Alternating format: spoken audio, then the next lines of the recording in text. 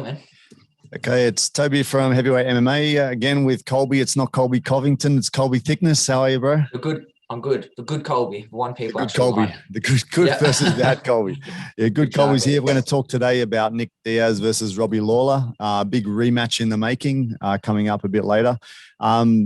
You wouldn't remember, bro. You might have seen it. You wouldn't remember, though. It was a long time ago they actually fought back in 2004 when you were just a little fella. Yeah.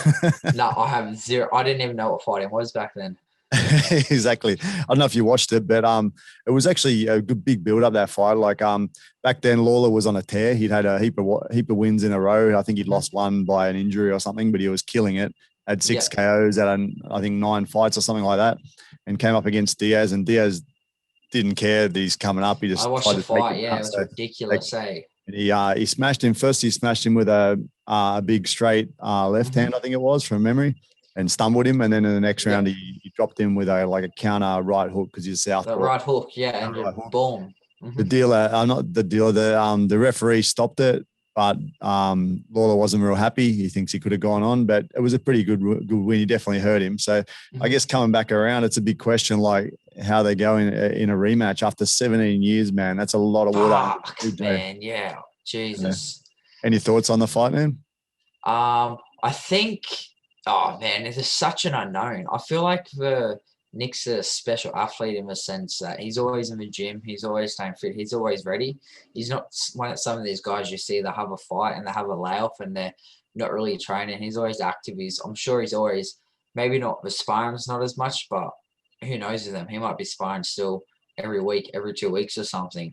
But I think just his activity and his constant like work ethic with his triathletes and that, I feel like we can sort of judge him coming back as how he left. Like there's a few fighters you're like, oh, even though it's been a long time since, was it his last fight was Anderson Silva, I think?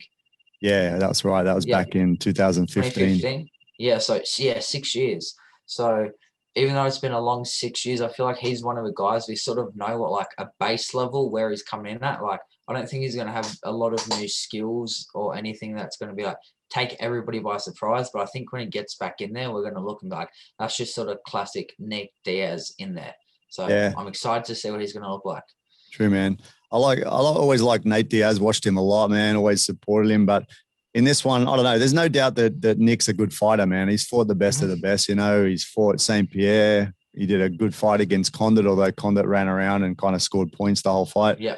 He's lasted against Silva as well. Like he's a great fighter. I don't know if he's really evolved as much as the sport has, though. Both of them kind of seem to just sit with what they got, right? They got good jits on the ground, kind of a little bit awkward boxing and almost zero kicks. Their kicks are almost laughable to watch. But he's so tough, and he's like durable, and he's got that they got the chin, they got the cardio to put on a fight anyway, right? Yeah, that's what I think. I think the biggest thing is that, like I said, I think Nick's going to come back and look the same. But I think we can't really compare it too much to the first fight. Because actually, I just rewatched that one today, actually, just to sort of get another feel for how the fight went. And, like, obviously, like, 17 years of fights, the fight game has changed completely by then, sort of thing. I feel like Robbie's pretty much a brand new fighter. Nick's a new fighter. I think Nick was 20 and Robbie was 22 then when they fought. So they're both sort of young, hungry in their career. So I feel it's just going to be more sort of like, it was cool because they fought pretty much at the start of, like, their UFC careers. And it's just sort of towards the end. So we can sort of see, like, how they win each other at start and how they fight against the end. So it's going to be cool to see how that sort of experience will play a factor. True, man. I feel like you look through like Nick Diaz fought in UFC, Pride, Strikeforce, Elite XC, World Extreme Cage Fighting, Dream, Shuto. He was a welterweight champion back in Strikeforce, WC and IFC. And he fought like some champions. He's like top level back then. But I feel like because he just pulled out and he's always had disputes with the UFC, you kind of we missed seeing him in the peak of his probably, you know, physical career. I would have liked to have seen him keep going, but he just always sidelined and not interested in fighting for some reason or other. It's such a shame. Like when he was fighting, he gave us mad KOs and stuff. Remember when he KO'd Paul Daly? I don't know if you saw that one. That was a pretty big win. But he fought, he beat Gleison Bow by a KO, a nice one too. People didn't beat him by a KO much. Lost, like I said, points to people. But yeah, he's a gunman.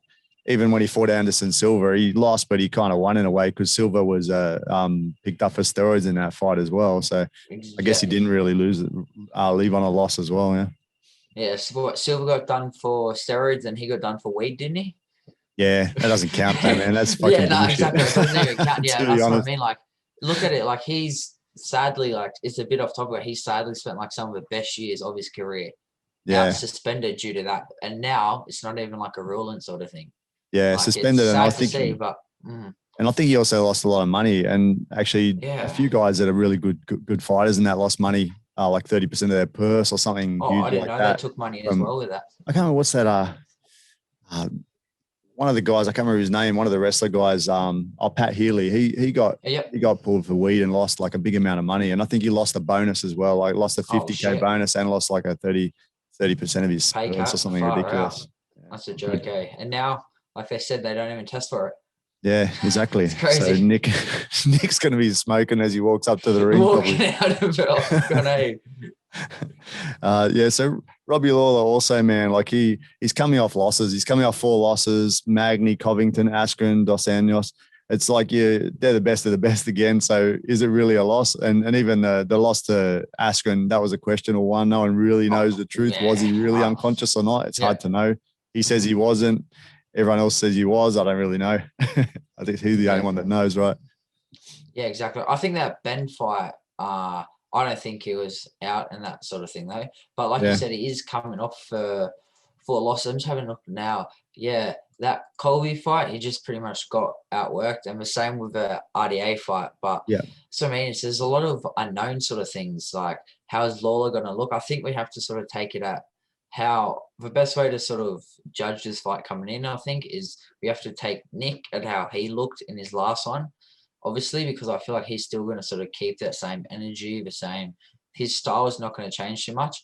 I think Lawler, we just have to sort of pit him against a 2015 Nick Diaz from where he's at now, because even though he lost to 4, I still don't think he looks terrible in them. Don't be wrong, he's not prime champion of the world anymore. He's getting on with age and that, but I Yeah. do think he still have a bit left in the tank.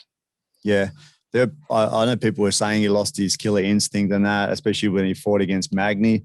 But Magny's like a spoiler, man. And I would say, if anything, Robbie's just lost a little bit of explosiveness, maybe a little bit of hunger that he had Yep. before, but he's still a very dangerous guy, right? And I'm not like, for him, it's not really that questionable. We've seen him fight over the years. We know what he's got and we know what he's Exactly going to right. deliver probably. But for Nick, we just don't really know, right? We don't know what he's going to come with. I did see a little flash of footage. I was trying to look for it. I couldn't see it, of him doing some like shadow, doing some kicks and that. And to be honest, he looked fucking terrible. He looked like someone that hasn't done Really? his stand up in a long Oh time. shit. So I'm wondering if he's just been focusing on BJJ and stuff for a long time and not really done the stand up.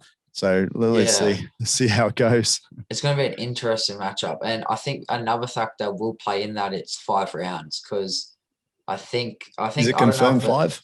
it is, yeah, because Volker Oh, is on the card as well. Yeah. So I think awesome. it's going to be the third fight, then Valentina co-main, Volker or Ortega main. So it's going to be like the 3-5 round All right. fights to head into the main event. So, but I think I think there's something with Diaz or something where they're able to get just 5-round fights. So I think even Nate, because it suits him.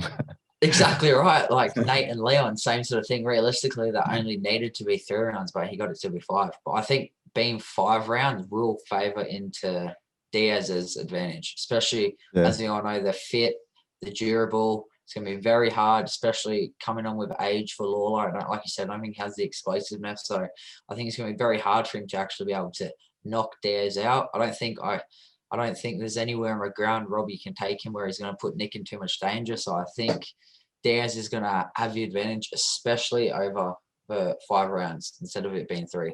So what's your call, man? What's your final prediction then? I feel like it might come back and bite me, but I'm pretty confident that I think Diaz is just gonna.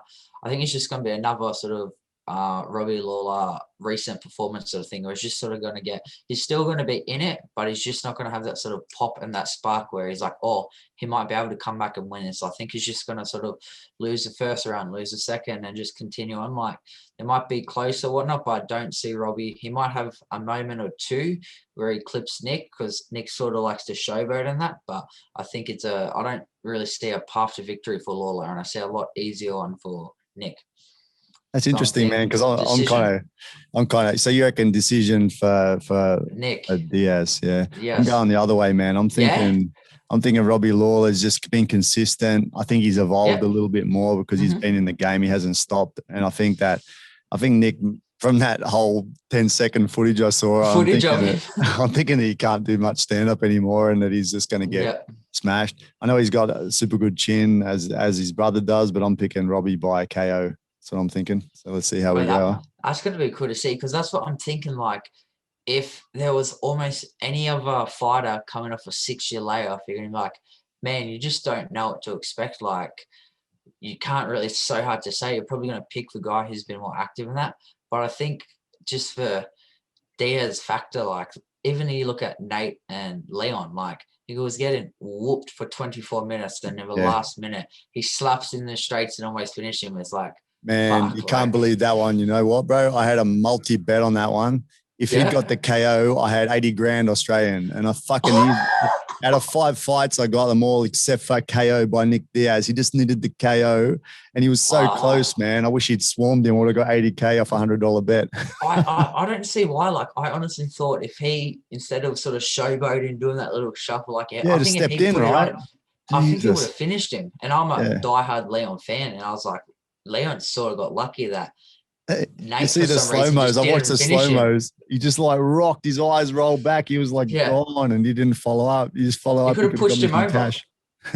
Oh, no way. That's ridiculous. Anyway. That's what I think. I think Nick's just going to be that sort of, if Nick comes back looking how he did when he sort of left, I'm very comfortable in saying that, Nick will get a bit of sort of decision, grindy sort of win. But if he comes out boxing and kicking how you said he's been looking, then we might have a Lawler KO on our hands. But I feel like Nick's going to come back looking pretty much how he left off. Cool. All right. Well, let's see how we go, man. Thanks for your time, Ben Colby. No worries at all, brother.